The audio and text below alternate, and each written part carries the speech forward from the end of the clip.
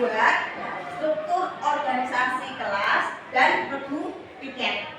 Hari ini kita akan membuat keyakinan. Ada yang tahu keyakinan kelas itu apa, anak-anak? Saya, Bu, komitmen bersama. Ada yang lain? Saya, Bu, kesepakatan kelas. Ya, benar semuanya ya, anak-anak, bahwa keyakinan kelas merupakan kesepakatan bersama untuk mewujudkan kelas impian kalian. Baiklah anak-anak, sekarang kita akan melakukan diskusi bersama untuk membuat suatu keyakinan kelas di kelas 7B. Sebelum kita melakukan diskusi atau membuat keyakinan kelas bersama, marilah kita explain terlebih dahulu anak-anak bagaimana, oke? Baiklah anak-anak, silakan kalian semuanya berdiri.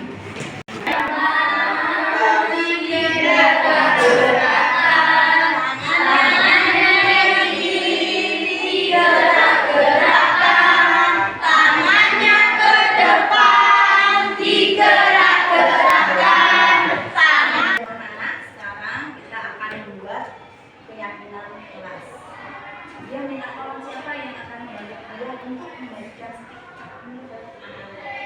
Silakan maju ke depan.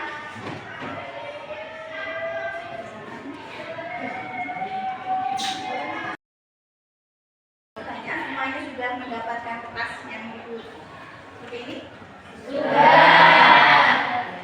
Coba ibu, kalian tuliskan di atas buku ya, keyakinan kelas yang ingin kalian berikan, tulisan di situ kelas impian yang berguna. Ya, ya. Tulis di situ. Silakan kalau kalian sudah jadi, tolong tempel di sebelah kanan. Kanan.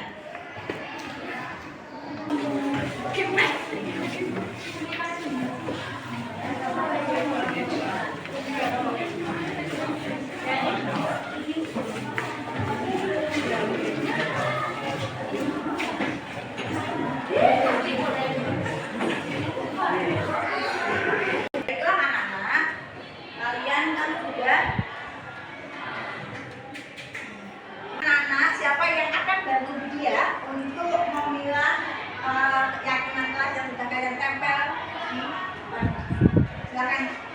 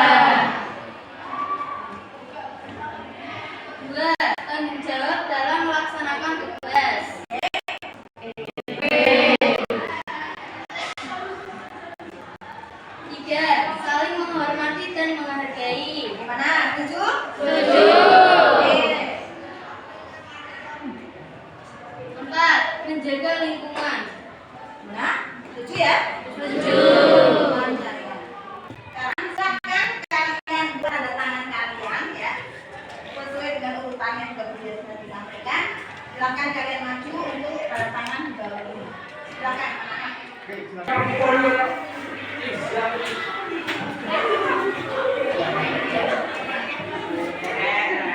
semua.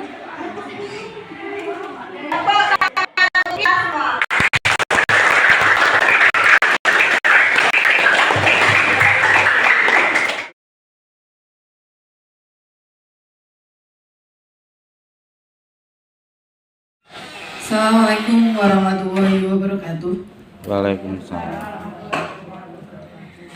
Yang terhormat Bapak Budiana SAG MSI, Kepala SMP Negeri 1 Kangkung. Yang saya hormati Bapak Ibu Guru, peserta diseminasi SMP Negeri 1 Kangkung. Alhamdulillah, puji syukur kehadirat Allah SWT yang telah melimpahkan rahmat serta hidayahnya kepada kita semua, sehingga pada siang hari ini kita bisa berkumpul bertatap muka dalam kegiatan penyampaian diseminasi penerapan budaya positif. Bapak Ibu yang saya hormati, perkenankan saya membacakan susunan acara pada siang hari ini. Yang pertama yaitu pembukaan, yang kedua menyanyikan lagu Indonesia Raya, yang ketiga doa, yang keempat prolog, yang kelima penyampaian diseminasi, yang keenam epilog, dan yang ketujuh adalah penutup. Untuk acara yang pertama, mari kita buka kegiatan pada siang hari ini dengan bacaan basmalah bersama-sama. Bismillahirrahmanirrahim. Untuk acara yang kedua yaitu menyanyikan Indonesia Raya, kepada Ibu Dia Purwitasari untuk bisa maju ke depan memimpin kegiatan Indonesia Raya.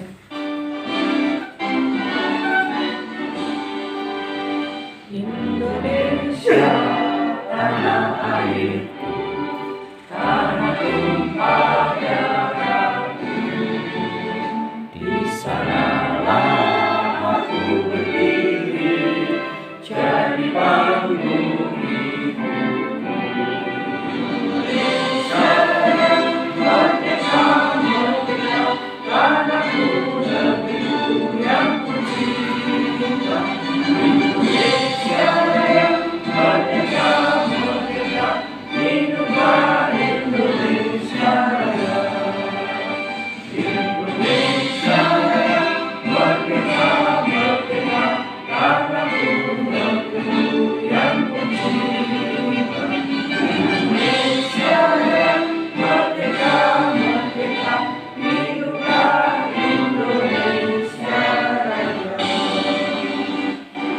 Untuk acara yang ketiga yaitu doa, kami minta bantuannya untuk memimpin doa kepada Bapak M. Ulil Absar SPDI, kami persilahkan.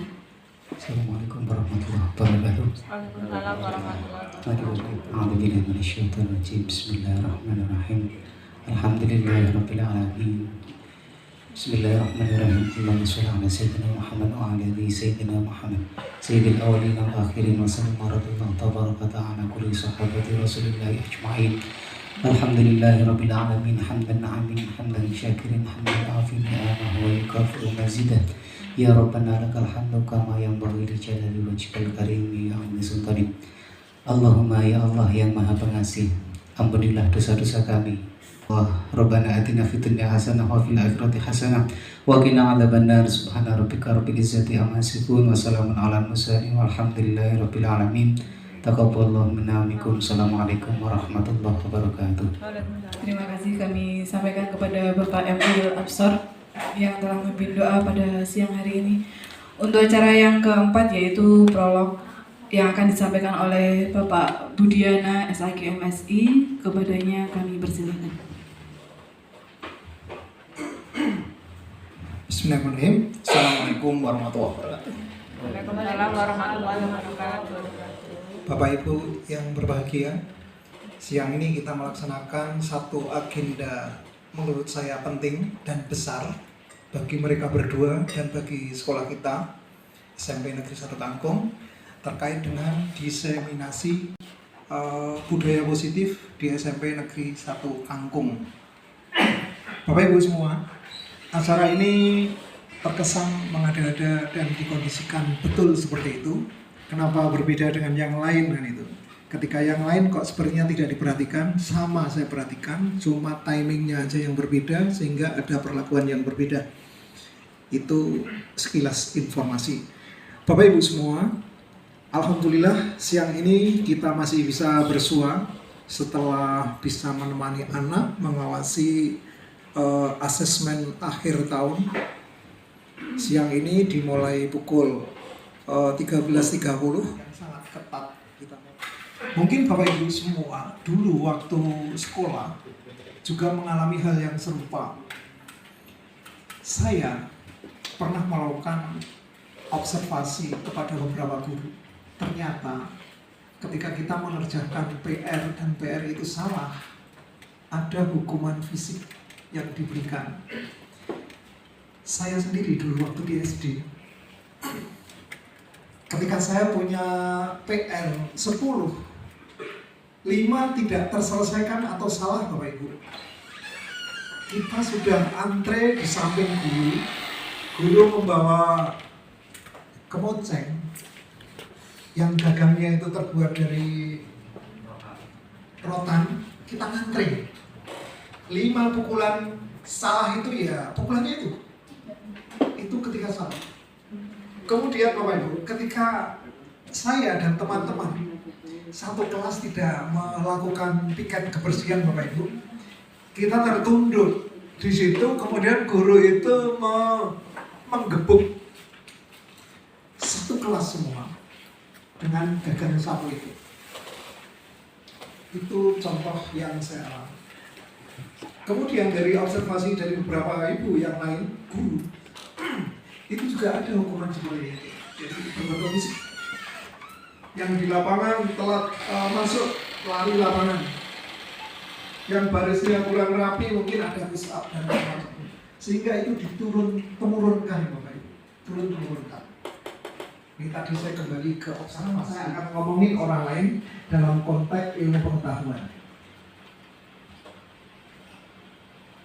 Seorang profesor peneliti itu membuat satu penelitian di ruangan kelas. Itu ada anak-anak SD. Anak-anak SD itu diberi kebebasan, di situ ada waktu 15 menit. Di depannya ditaruh permen marshmallow. Ada permen marshmallow, saya nggak tahu seperti apa. Penyal. Betul itu marshmallow namanya. Nah, anak kecil tertarik ya? Bu Ari tertarik? Naja bakal tertarik Ya. Oh berarti masih kecil. Kalau Bu Ari tertarik berarti Bu Ari masih kecil.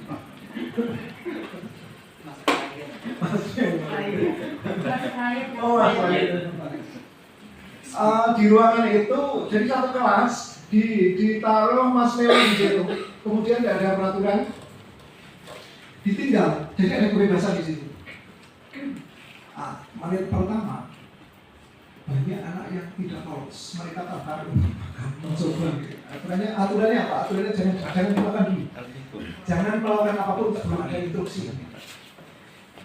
Jadi 1 menit pertama 50%.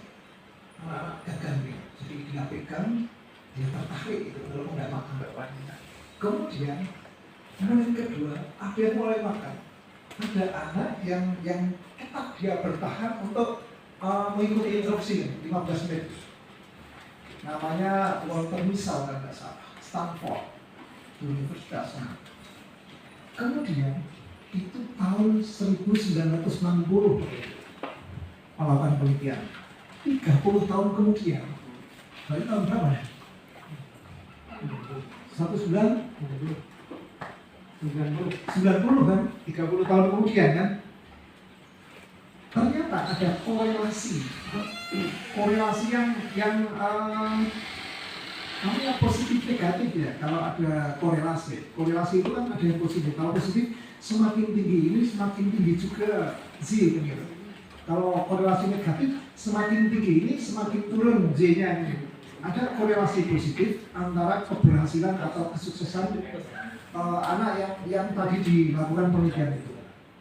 Ternyata anak-anak yang sukses adalah anak-anak yang mampu bertahan untuk tidak melakukan pelanggaran di situ. Jadi ketika diberi kebebasan, tidak diawasi, kemudian tidak melakukan pelanggaran. Ini rata-rata menurut Walter Mischel tadi itu dia yang berhasil. Jadi ada korelasi. Jadi kalau kita mungkin ya mudah-mudahan kita semua adalah orang-orang yang berhasil di sini. Dulu kita beda dengan yang lain, beda dengan yang lain. Itu sebagai gambaran bahwa ketika orang diberi kebebasan, dia bisa menahan sesuai dengan aturan tanpa harus diawasi. Nah, itulah yang namanya disiplin positif kan? Karena ada disiplin negatif. Disiplin negatif itu ya sesuatu yang berhukuman. Nah, sama dengan kita Bapak Ibu. Budia dan Bu Rina ini nanti akan menyampaikan tentang penerapan disiplin positif yang ada di SMP Negeri 1 Lampung.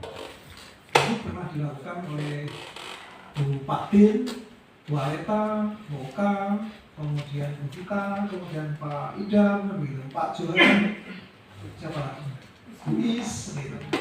Nah, apakah disiplin positif yang sudah didiseminasikan itu hanya sekedar konsep belaka, kasanah pengetahuan yang lenyap begitu saja, seperti angin ribut, diributkan di situ, ramai setelah itu habis tanpa bekas, atau seperti apa? Ini juga perlu dipertanyakan karena belum ada 1 tahun. Nah, itu. Kalau saya tanya dengan Pak Johan, apakah penerapan disiplin positif itu tetap konsisten? Pak Johan, jawabannya Berusaha selalu konsisten, Pak. Berusaha, itu baik. Grow mindset. Kalau saya tanya ke Bu Aleta, ini orang yang sedang sibuk, ini paling sibuk. Bu Aleta, disiplin positifnya diterapkan atau tidak? Berusaha. Itu idem jawabannya Pak Johan di Paraprasa. Coba Pak Din di Paraprasa. Pak Din menerapkan disiplin positif tidak?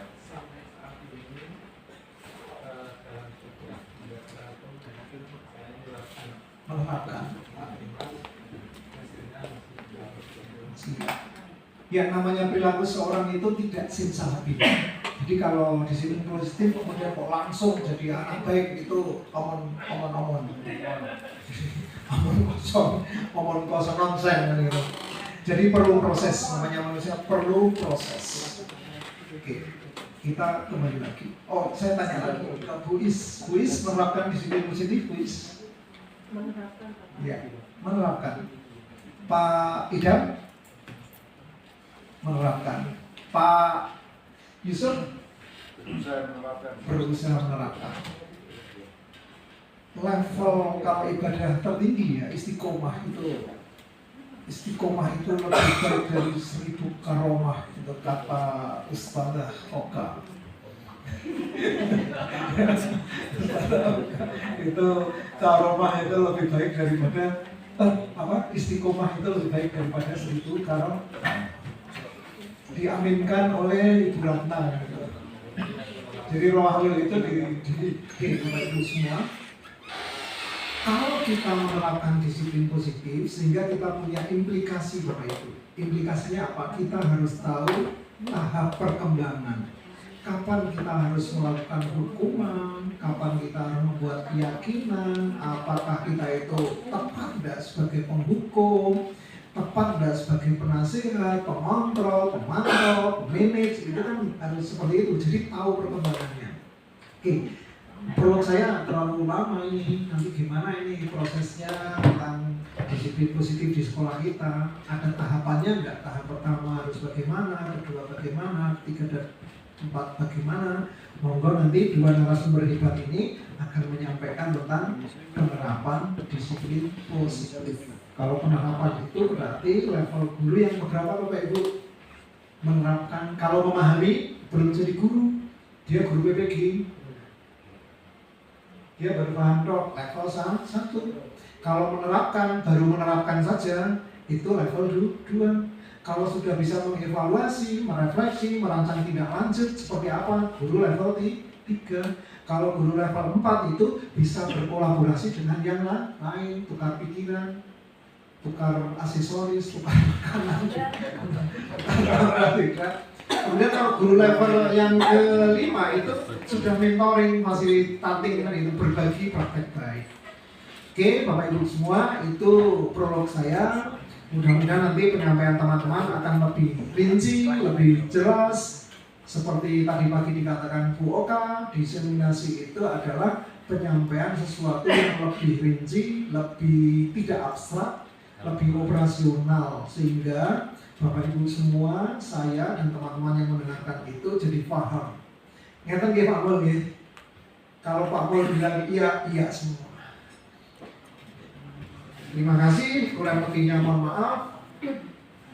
Saya belum salam-salamnya nanti terakhir aja. Terima kasih kepada Bapak Budiana yang sudah menyampaikan prolog pada kesempatan kali ini. Nanti akan disambung dengan epilog ya Bapak ya. Apa itu epilog? Ya. Untuk acara selanjutnya yaitu diseminasi yang nanti akan disampaikan oleh dua narasumber di sini. Ada saya sama rekan saya Bu Diah Purwitasari. Ada pantun buat Bapak Ibu semua, nanti dijawab ya dengan cakep ya. Belum Bapak, sabar.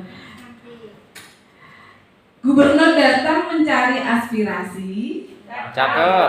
masyarakat kecil mencari solusi. Izinkan kami presentasi, semoga nanti mendapat apresiasi. Hasilnya yaitu pemaparan penerapan budaya positif.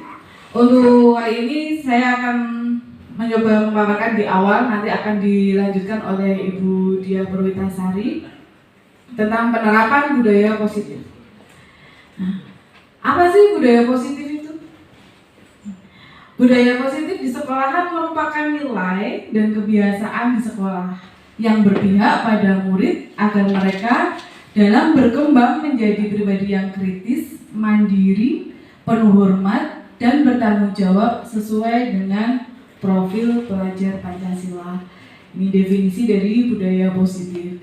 Kemudian dalam kesempatan kali ini ada beberapa topik yang ingin kami sampaikan. Di sini ada 6, meliputi disiplin positif, kemudian teori motivasi, ada keyakinan kelas, kebutuhan dasar manusia, ada 5 posisi kontrol, kemudian yang terakhir ada segitiga restitusi. Ya. Yang pertama yaitu disiplin positif dan nilai-nilai kebajikan universal.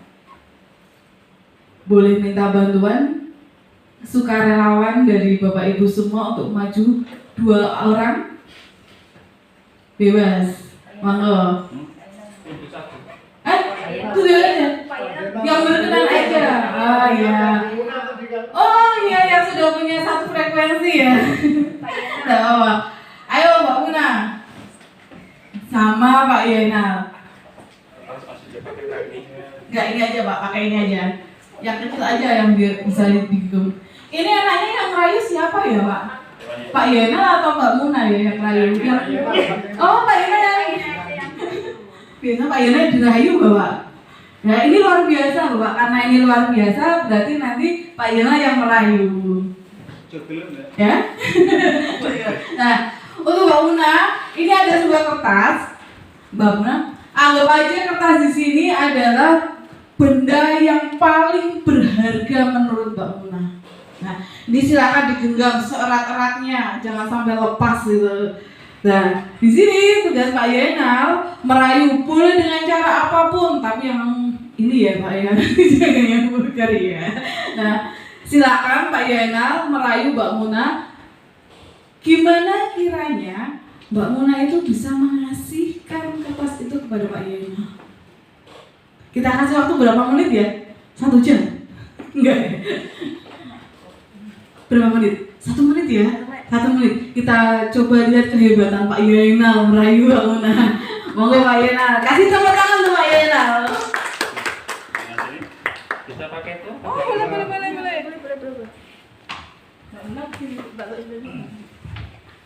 Ya, terima kasih Mbak Muna. ada sesuatu yang sangat menarik yang ada di tangannya Mbak Muna. Itu saya percaya itu pasti sesuatu yang sangat berharga sampai dipegang erat-erat. Betul? Iya betul. Terima kasih. Nah, barangkali saya juga ini ada sesuatu yang ingin lebih membuat yang digemuk Mbak Muna itu lebih berharga. Saya percaya pasti Mbak Muna ingin seperti itu. Agar apa yang dipegang Mbak Muna itu menjadi jauh lebih berharga. Bisa? Kalau bisa, coba yang digenggam seperti itu. Saya ingin lihat. Nanti akan saya tambahkan agar yang dipegang Mbak Muna itu jauh lebih berharga. Coba Mbak Muna bisa lihat? Nah, kenapa? Apakah sudah cukup dengan sesuatu yang sudah dipegang itu? Apakah tidak ingin agar apa yang dipegang Mbak Muna itu jauh lebih berharga? Iya, tandanya berarti setuju. Biasa. Dengan senyuman saya tahu itu setuju. Cuma karena banyak yang cakap seperti ini, ada semacam istilahnya kan malu. Karena sesuatu yang sudah menurut Mbak Muna sangat berharga akan ditambah menjadi lebih berharga. Takut nanti istilah diketahui oleh teman-teman yang lain. Begitu ya maksudnya ya. Iya, terima kasih Mbak Muna. Nah, berarti Pak Jenengan sudah setuju bahwa apa yang dipegang Mbak Muna itu nanti akan saya tambahi agar menjadi lebih berharga. Coba, biar lebih berharga. Ya, oke, lebih kan, yes. Belum, Mbak. Nah, Bapak Ibu sekalian, dari apa tadi yang sudah kita lihat Pak Yana sama Mbak Muna itu, ternyata apapun yang ada di tangan kita, setiap apapun langkah kita, yang megang kontrol itu adalah diri kita sendiri, gitu ya. Tadi bisa aja Mbak Muna untuk megang erat-erat gak mau ngasih gitu. Ternyata dengan rayuan dari Pak Yana dikasih juga sama Mbak Muna gitu ya. Jadi mau dikasih atau tidak itu kita yang mengontrol ya. Setiap manusia adalah pemegang kontrol atas dirinya sendiri. Nah, next. Ini ada beberapa miskonsepsi dari teori kontrol yang beredar di sekitar kita ya. Yang pertama ada ilusi guru bisa mengontrol murid. Yang kita pahami biasanya seperti itu, kita mengontrol murid gitu. Kemudian ada lagi ilusi bahwa kritik dan membuat orang merasa bersalah dapat menguatkan karakter siswa. Nah, ada lagi ilusi bahwa semua penguatan positif, efektif dan bermanfaat. Dan ada satu lagi ilusi bahwa orang dewasa memiliki hak untuk memaksa.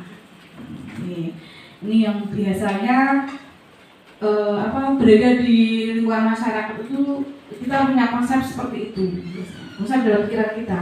Ternyata ada perubahan paradigma stimulus respon, teori kontrol, ada stimulus respon, ada teori kontrol yang mengatakan kita mencoba mengubah orang agar berpandangan sama dengan kita. Tapi pada kenyataannya kita berusaha memahami pandangan orang lain tentang dirinya. Kemudian ada stimulus respon yang berikutnya. Perilaku buruk dilihat sebagai suatu kesalahan. Tapi pada teori kontrol, semua perilaku itu memiliki tujuan. Jadi misalkan kalau ada anak yang melakukan kesalahan, agak melanggar peraturan, kita melihatnya itu adalah suatu kesalahan. Tapi di anak itu dia melakukan sesuatu pasti mempunyai tujuan. Stimulus respon selanjutnya, ada orang lain bisa mengontrol saya.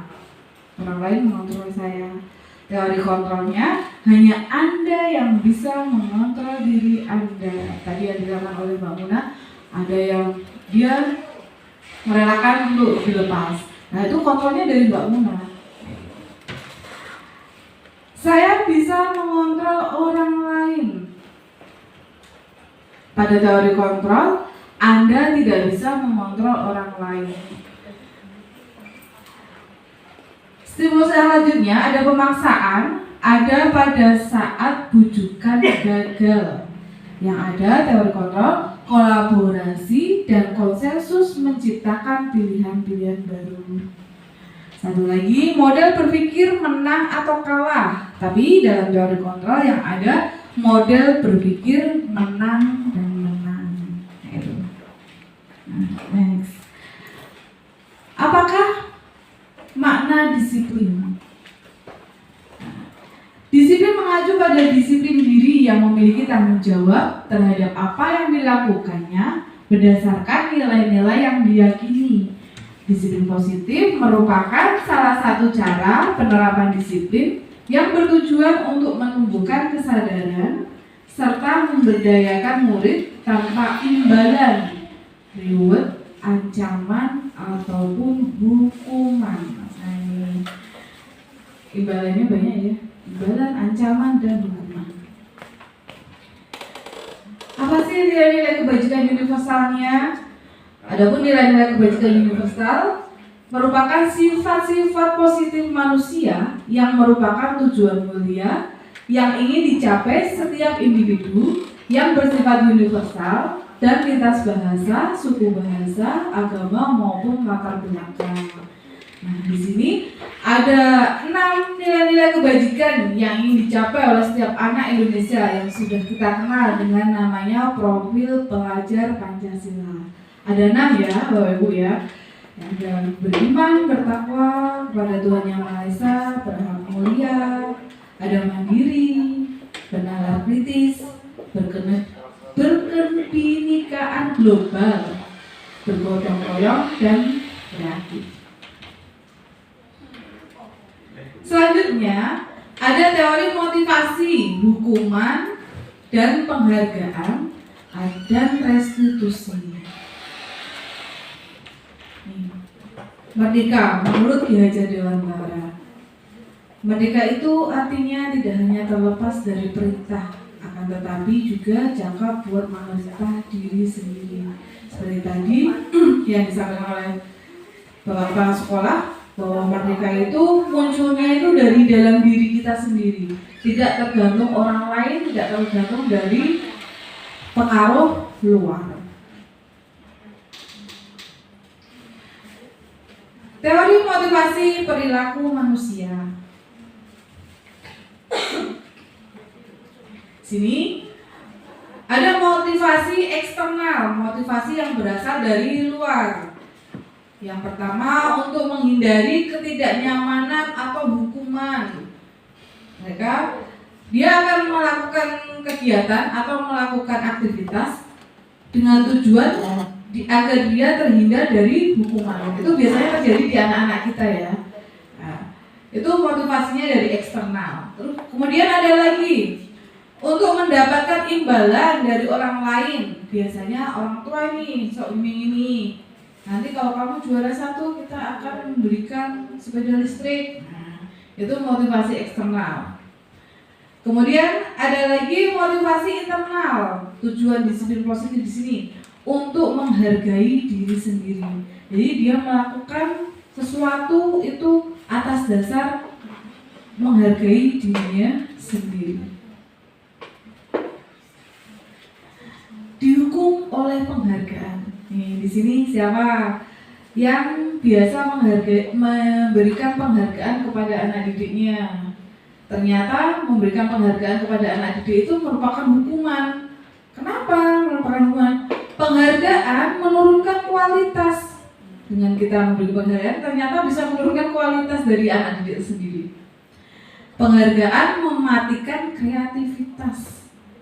Dan yang terakhir, penghargaan mengurangi motivasi intrinsik. Jadi ternyata penghargaan yang kita anggap itu sebuah hadiah yang bisa memicu anak, ternyata itu adalah sebuah hukuman. Dihukum oleh penghargaan, bahwa penghargaan berlaku sama dengan hukuman dalam arti meminta atau membujuk seseorang melakukan sesuatu untuk memenuhi tujuan dari orang yang meminta atau membujuk. Dorongan eksternal dan akan ada faktor ketergantungan. Beberapa dampak dari pemberian penghargaan. Itu dikutip dari Alfie Korn. Pengaruh jangka pendek dan jangka panjang. Ini pemberian penghargaan ternyata punya pengaruh dari jangka pendek sampai jangka panjang. penghargaan menghukum, penghargaan mengurangi ketepatan, penghargaan tidak efektif, penghargaan merusak hubungan. Banyak sekali. Nah, ini ada beberapa macam tindakan guru.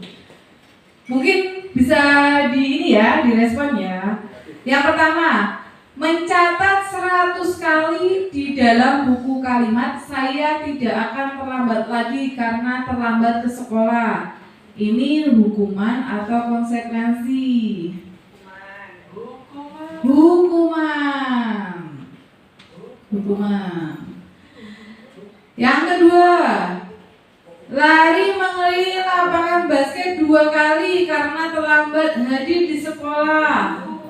Hukuman. Murid diminta untuk push up 15 kali karena tidak menggunakan masker ke sekolah. Hukuman juga. Menggantikan kertas tugas teman yang telah dicoret-coret. Konsekuensi. Murid disuruh untuk mengenakan sepatu yang artinya ya, membersihkan tumpahan air di meja tulis karena tersenggol pada saat belajar. Konsekuensi. Murid disuruh untuk mengenakan sepatu seharian di sekolah karena tidak mengenakan sepatu hitam. Murid disuruh melepas sepatu seharian, maksudnya gitu ya. Karena tidak mengenakan sepatu hitam. Hukuman atau konsekuensi? Hukuman. Apa beda? Hukuman. Nanti kita cek bareng-bareng ya. Yang terakhir, lari mengelilingi lapangan basket 2 kali karena terlambat 10 menit untuk pelajaran PJOK. Konsekuensi. Kita lihat, kita cek. Nah, menjaga hukuman. Betul ya tadi hukuman ya. Lari mengelilingi lapangan basket 2 kali karena terlambat hadir di sekolah. Hukuman. Tadi betul. Push up. Hukuman juga. Mengganti kertas tugas teman yang telah dicoret-coret. Konsekuensi. Betul. Membersihkan tumpahan air di meja. Konsekuensi. Murid disuruh untuk menanggalkan sepatu, melepas sepatu. Hukuman. Lari mengelilingi lapangan basket 2 kali karena terlambat 10 menit untuk pelajaran PJOK. Konsekuensi. Nah, jadi Bapak Ibu sudah bisa membedakan mana hukuman dan mana konsekuensi. Next, lanjut. Apa itu restitusi? Restitusi merupakan proses menciptakan kondisi bagi murid untuk memperbaiki kesalahan mereka sehingga mereka bisa kembali pada kelompok mereka dengan karakter yang lebih kuat. Jadi anak setelah melakukan kesalahan direstitusi, anak itu bisa kembali ke kelompoknya dalam keadaan kuat, pede, tidak malah minder. Restitusi merupakan proses kolaboratif yang mengajarkan murid untuk mencari solusi untuk masalah mereka dan membantu murid berpikir tentang orang seperti apa yang mereka ingin menjadi tujuan mulia dan bagaimana mereka harus memperlakukan orang lain. Lanjut. Apa perbedaan hukuman dan konsekuensi? Ini kita ambil dari Restitution Diane Gosen. Bacanya gitu ya Pak ya? Gitu. Ada hukuman, ada konsekuensi. Sesuatu yang meyakinkan harus terjadi, tapi konsekuensinya sesuatu yang harus terjadi. Memang harus terjadi. Sebuah hukuman membuat anak sakit untuk jangka waktu lama, fisik maupun hati. Tapi konsekuensi membuat anak tidak nyaman dalam jangka waktu yang pendek. Hukuman, anak akan membenci kedisiplinan, tapi dengan konsekuensi anak menghargai disiplin. Kalau hukuman itu merupakan paksaan, kalau konsekuensi merupakan stimulus dan tanggapan. Hukuman mendorong anak menyakiti diri sendiri, tapi konsekuensi mendorong anak agar mudah menyesuaikan diri. Hukuman merupakan konsep diri yang buruk, tapi konsekuensi merupakan konsep diri yang baik. Hukuman anak belajar untuk menyembunyikan kesalahan, tapi dengan konsekuensi anak belajar untuk mematuhi peraturan. Dengan hukuman, anak marah, rasa bersalah, dipermalukan, merasa tak dihargai, tapi dengan konsekuensi kehilangan hak, dibuat tidak nyaman, diasingkan untuk sementara. Itu menurut Gus. Nah, ada 9 ciri-ciri restitusi. Yang pertama, bukan untuk menebus kesalahan, namun untuk belajar dari kesalahan. Ini tujuan dari restitusi. Ciri-cirinya untuk belajar dari kesalahan. Yang kedua, untuk memperbaiki hubungan. Yang ketiga, restitusi merupakan tawaran, bukan paksaan. Yang keempat, restitusi menuntun untuk melihat ke dalam diri. Yang kelima, restitusi mencari kebutuhan dasar yang mendasari tindakan. Yang keenam, restitusi diri adalah cara yang paling baik. Restitusi fokus pada karakter, bukan tindakan. Restitusi fokusnya pada solusi. Nah, yang terakhir, restitusi mengembalikan murid yang berbuat salah pada kelompoknya. Seperti tadi yang disampaikan di awal, bahwa dengan restitusi anak itu nanti kembali ke kelompoknya dengan kuat. Dia tidak merasa minder dan lain sebagainya. Nah, sini ada tadi rangkuman dari ada hukuman, konsekuensi, dan restitusi. Selanjutnya adalah tentang keyakinan kelas. Lanjut, Bu Lina. Mengapa tidak perlu saja, mengapa harus ada keyakinan kelas? Tadi yang sudah dicontohkan juga, mengapa kita memiliki peraturan harus menggunakan helm bila mengendarai roda 2. Selanjutnya, mengapa kita memiliki peraturan 3M menggunakan masker, mencuci tangan, dan menjaga jarak 1,5 meter. Selanjutnya, mengapa kita memiliki peraturan harus datang tepat waktu pada saat mengikuti pelatihan? Untuk mendukung motivasi intrinsik, kembali ke nilai-nilai atau keyakinan-keyakinan lebih menggerakkan seorang dibandingkan mengikuti serangkaian peraturan-peraturan.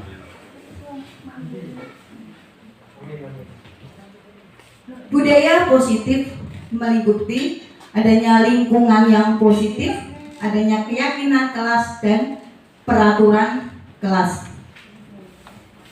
Pembentukan keyakinan kelas atau kelas karena berupa pernyataan yang universal, dibuat dalam pernyataan positif, sedikit saja agar mudah diingat, sesuai dengan kondisi sekolah atau kelas, sehingga lebih mudah diterapkan. Yang terakhir, semua warga kelas dilibatkan dalam pembuatan keyakinan kelas. Yang mana yang merupakan keyakinan kelas? Mengapa? Di sini ada kesepakatan kelas. Kami guru dan murid yang saling menyayangi. Kami murid yang semangat belajar. Kami murid peduli dengan teman-teman. Sedangkan kesepakatan kelas, datang tepat waktu mengucapkan salam, menjaga kebersihan sekolah, berdoa sebelum dan sesudah kegiatan. Yang keempat, aktif dalam pembelajaran, dan yang terakhir adalah tertib. Ini ada sedikit ya, nanti kita Bapak Ibu minta jawaban. Ini ada peraturan dan keyakinan ya. Saya kembalikan buku ke tempatnya. Kalimat untuk meyakinkan kelas itu bagaimana nih? Ada nggak? Selalu kembalikan buku ke tempatnya. Seharusnya kalau keyakinan kelas bagaimana nih? Selalu kembalikan buku ke tempatnya. Ada Pak Yena, monggo dibantu Bu Dia untuk perubahan peraturan kelas menjadi keyakinan kelas. Dibantu ini Bu Dia ini. Ada kalimat selalu kembalikan buku ke tempatnya. Membuat keyakinan kelasnya bahasanya bagaimana nih Pak? Dibantu Bu Dia. Selalu kembalikan buku ke tempatnya. Untuk Tempatkan buku pada kembalikan buku pada tempatnya. Kembalikan buku pada tempatnya. Oke. Yang dua, dilarang mengganggu orang lain. Ya, terima kasih Bu Aleta. Saling berarti. Nah, kita lihat ya. Dilarang melakukan kekerasan. Bu Oka, minta tolong dibantu Bu Dia. Saling menghargai atau menghormati. Terima kasih. Dilarang menggunakan narkoba. katakan tidak pada narkoba. Ya, tapi nanti tidak dengan narkoba. Berganti atau menunggu giliran. Sediakan antri. Ya, terima kasih. Ya, terima kasih teman-teman. Di sini sudah ada ya, selalu kembalikan buku ke tempatnya, keyakinan kelasnya bertanggung jawab. Dilarang mengganggu orang lain, menghormati orang lain, hadir di sekolah 15 menit sebelum pembelajaran dimulai, menghormati orang lain atau berkomitmen, dilarang melakukan kekerasan, keyakinan kelasnya, keselamatan, menghormati orang lain. Dilarang menggunakan narkoba, keyakinan kelasnya adalah kesehatan, berganti atau menunggu giliran, menghormati orang lain atau bersabar, gunakan masker, kesehatan atau keselamatan, jangan berdiri di kelas atau koridor, keselamatan dan keamanan. Selanjutnya, kebutuhan dasar manusia dan dunia berkualitas adalah segala sesuatu yang kita lakukan untuk mendapatkan apa yang kita inginkan, atau seluruh tindakan yang kita lakukan memiliki tujuan tertentu, dan semua usaha terbaik yang kita lakukan adalah dalam rangka agar kebutuhan dasar kita terpenuhi. Kebutuhan dasar manusia ya, ada 5. Yang pertama, bertahan untuk hidup ya. Yang kedua, kasih sayang dan rasa diterima, kebebasan, kesenangan dan penguasaan. Bertahan hidup ya, misalnya kayak makan, tempat tinggal, pakaian, keamanan dan kesehatan. Kebutuhan kasih sayang dan rasa diterima, yaitu rasa diterima, diperdulikan, berbagi, kerjasama, menjadi bagian dalam kelompok. Sedangkan kebutuhan dasar kebebasan, mandiri, memiliki pilihan, mencoba hal baru, mampu mengendalikan arah dirinya.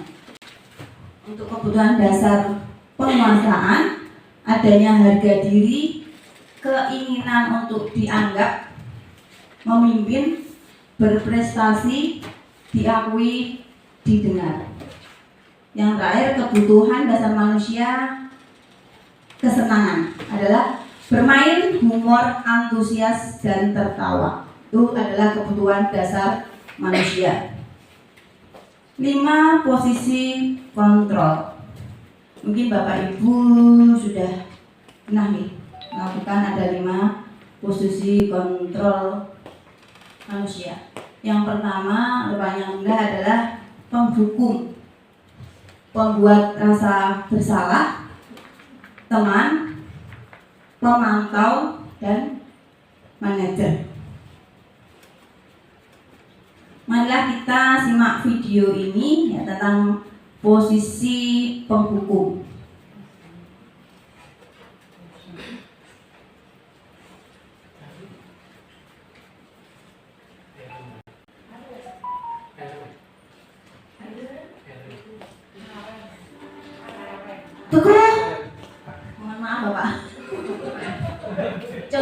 ya Pak ya, mohon maaf.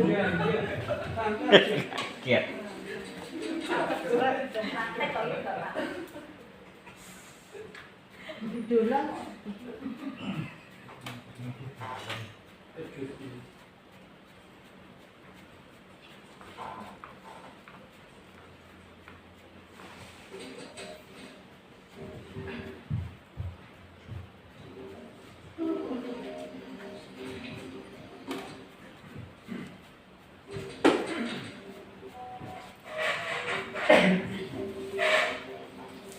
Nanan! Sini kamu! Selamat pagi, Bu. Selalu terlambat. Kamu deh, pasti terlambat. Maaf, Bu. Saya Apa? Apa coba? Kamu apa lagi? Kapan sih kamu tidak terlambat? Malas sekali ya kamu jadi anak.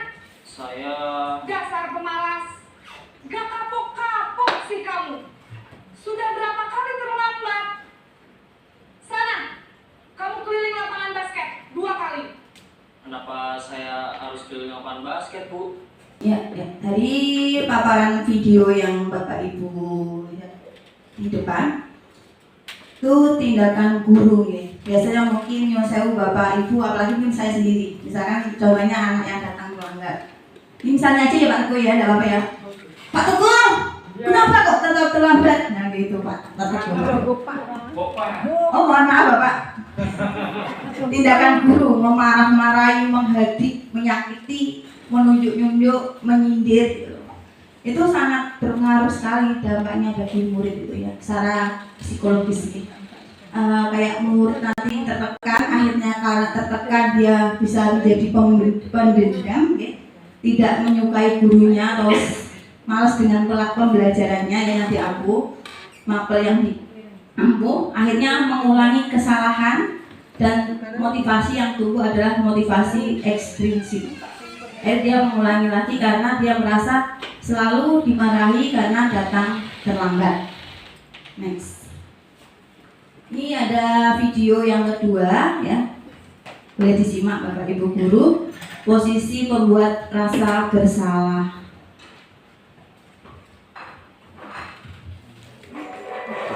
Lagi ya nak ya. Ibu tidak akan kuat lagi kalau kamu begini terus. Bisa.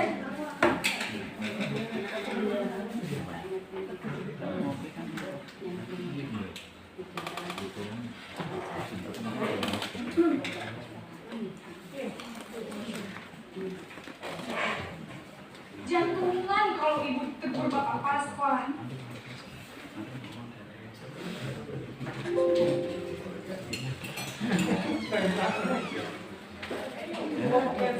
Gitu ya, tadi tindakan melakukan rasa bersalah.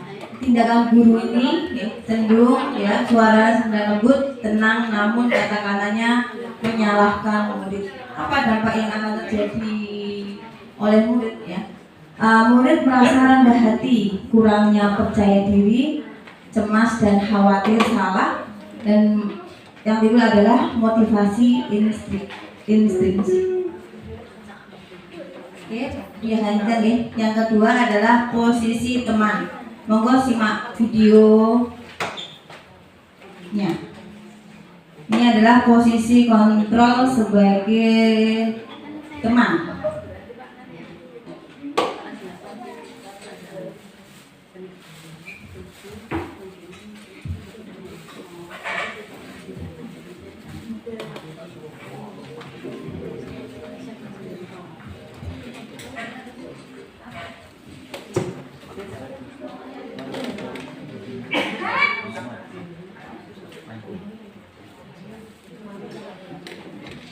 Selamat pagi, Bu.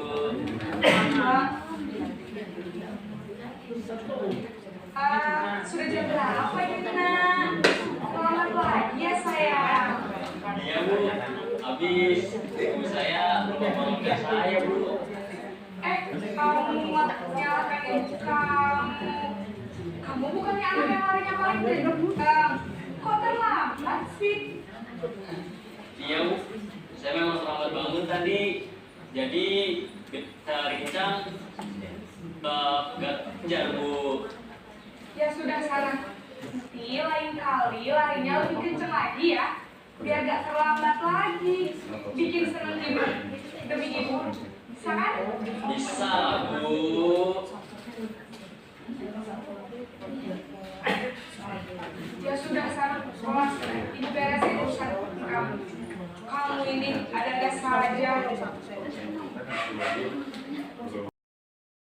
Baik, jadi yang mengingatkan Aren adalah Kak Emma dan ibu kamu ya.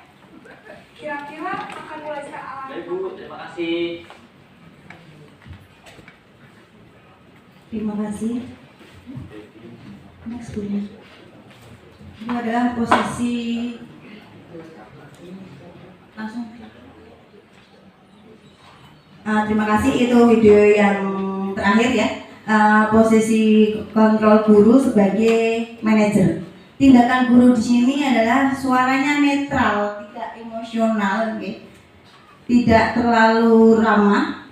Guru bertanya dan membuat kesepakatan. Nah, ini dampak untuk muridnya bagaimana? Dampak untuk muridnya dia merasa disiplin dalam diri dan motivasi yang adalah intrinsik, motivasi dalam diri ya, yang ada dalam diri. Next.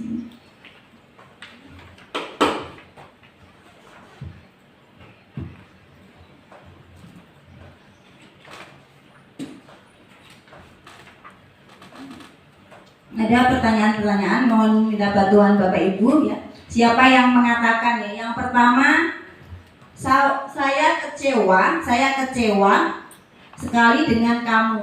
Itu menurut Bapak Ibu ya. Ini posisi kontrol Bapak Ibu sebagai apa?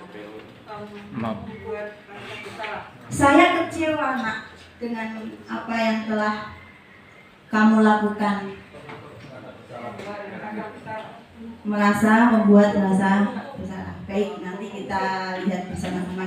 Yang kedua, kamu tidak pernah benar melakukannya. Kamu tidak pernah benar melakukannya. Penghukum. Lanjut. Apakah kamu mau mendapatkan stiker bintang hari ini? Apakah kamu akan ingin mendapatkan stiker bintang hari ini?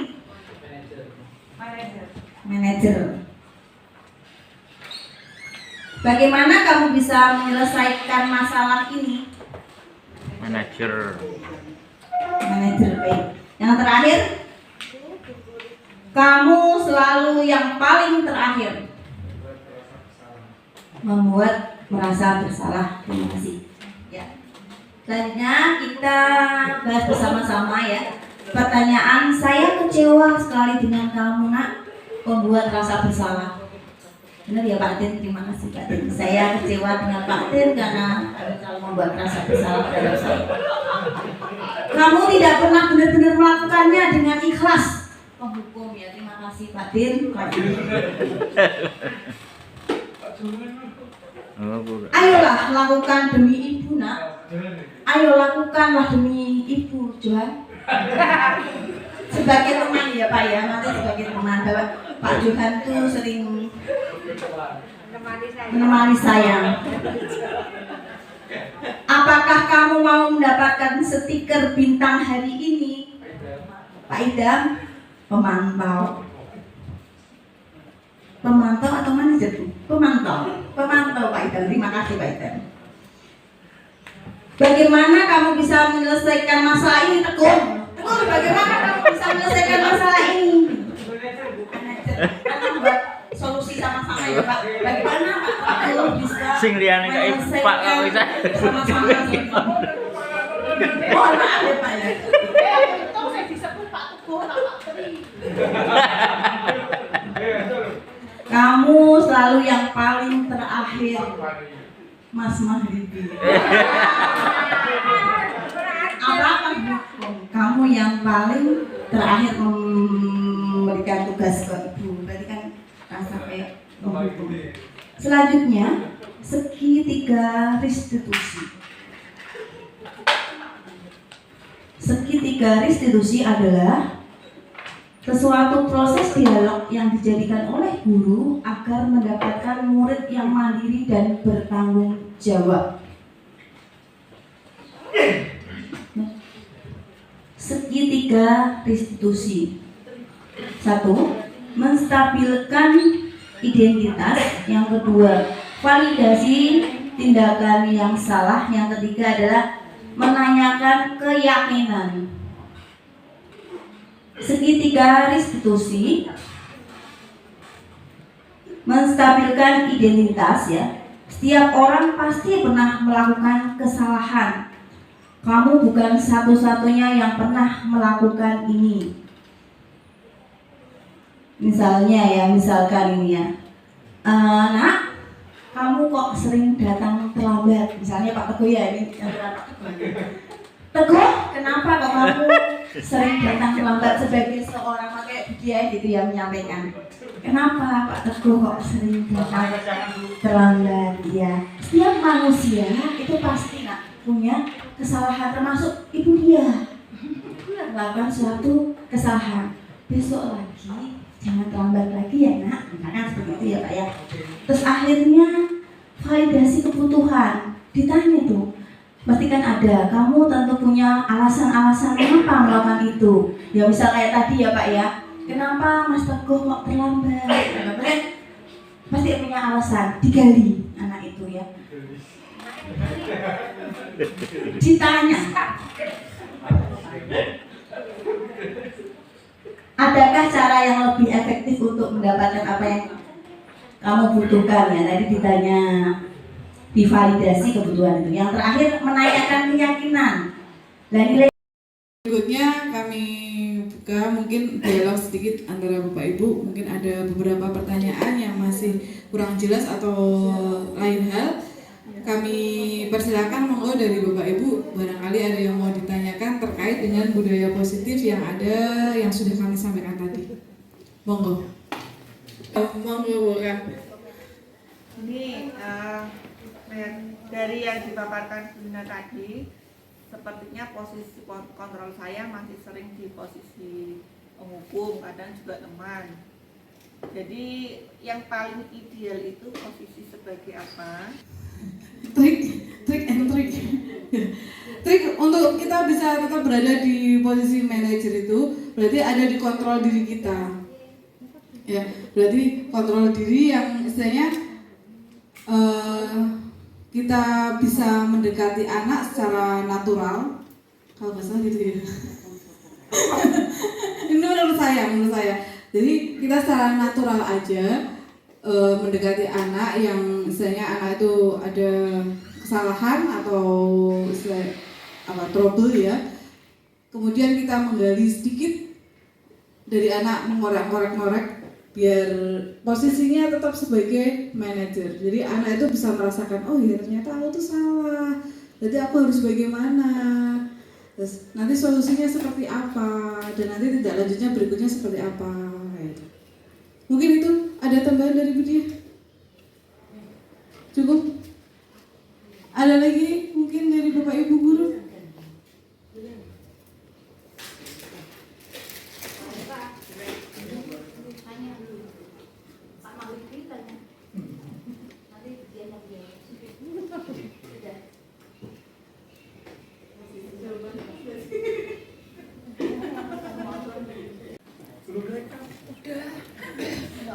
Untuk selanjutnya ada epilog yang akan disampaikan oleh Bapak Budiana.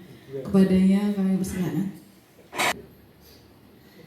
Sejatinya orang merdeka itu adalah orang yang mampu melakukan sesuatu atas dasar kesadaran kritis, bukan kesadaran naif, bukan kesadaran permisif, bukan kesadaran keterpaksaan, tapi kesadaran kritis, yaitu kesadaran yang tumbuh dari dalam dirinya sendiri. Dalam konteks pendidikan, sebagai seorang pendidik harus mampu membangkitkan kesadaran siswa itu, dan itu adalah tugas kita. Begitu, Bapak Ibu semua, mudah-mudahan ini bermanfaat. Terakhir, kualitas hidup manusia ditentukan oleh ilmu pengetahuan atau knowledge yang dimiliki, kemudian ilmu itu diterapkan sebagai penuntun perilakunya. Kurang lebihnya mohon maaf.